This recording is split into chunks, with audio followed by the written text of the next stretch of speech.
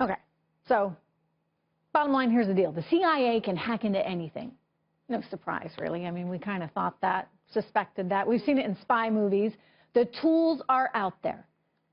And now WikiLeaks, they've got the tools, and they want to share them with tech companies so that tech companies can fight back. Meanwhile, the CIA is also going to help tech companies to fight back as well. This all means that a whole lot of people in the tech community are soon going to know how to hack into your phone, my phone, our TVs. Joining me right now is former CIA analyst Fred Fleitz. Fred, look, let's put it aside what the CIA is doing for a moment, because the cynical part of me probably always suspected they could do these things if they wanted to. And let's just talk about the fact that now there are people that know how to do this, and they're going to share that information with tech companies so that tech companies theoretically can guard us against it all. To me, it kind of seems like it just means many, many more people will know. And isn't that a bad thing? Well, two things, Trish. First of all, and I agree, I don't like Assange at all, but there's one thing I agree with him on. This was an historic act of devastating incompetence. Those are Assange's words. How could the CIA store all this material in one place after the Snowden fiasco? It's incomprehensible. Heads need to roll. That's a good point. I mean, you'd think they would have learned their lesson. They employed an outside contractor, Booz Allen, and, it was their contractor, Edward Snowden, that wound up leaking all that. So you think they'd maybe think twice about all those outside contractors, or maybe do a little bit better job on vetting them? Well, there's a couple issues here. First of all, there's a question of why CIA was doing this at all. NSA is supposed to be doing this. There are at least 4 intelligence agencies all pursuing this same thing. I was on the House Intelligence Committee staff for a while. There's this phenomenon that when there's a hot topic, every agency creates a project so they can cash in.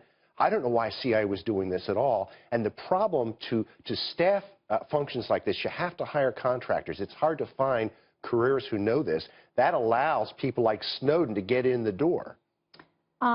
Okay, so now, if you're Apple, they're saying they're working on a fix. And, if you're Windows, you're working on that fix. The CIA maybe is going to help you. It looks like Julian's going to help you, too. Maybe we can show those stocks. Just take a look at how they're doing here. You can see whether or not they've been affected by this. That's energy. But let's get to some of the tech stocks, guys. Apple, you can see, is down a little bit. Google trading a little bit higher now, known, of course, as Alphabet, and Microsoft slightly lower. Do you think this is in reaction to this? Do people maybe feeling as though they're not secure enough?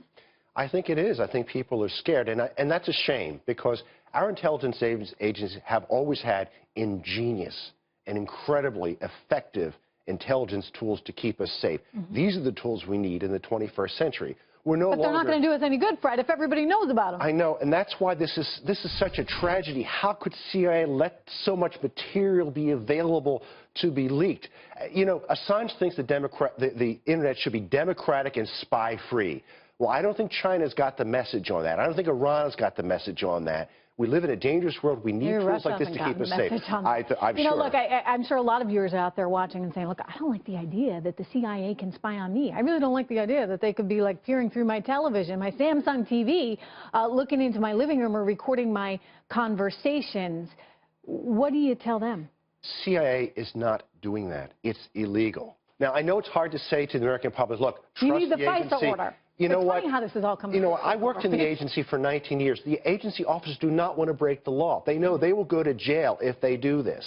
This is for foreign threats. If it is ever used in the United States, there has to be an exceptional reason and court authorization. Americans, a FISA warrant. Okay. The CIA is not spying on the American people through their TVs. I know there's people on television but maybe they're spying on the Russians through their TVs?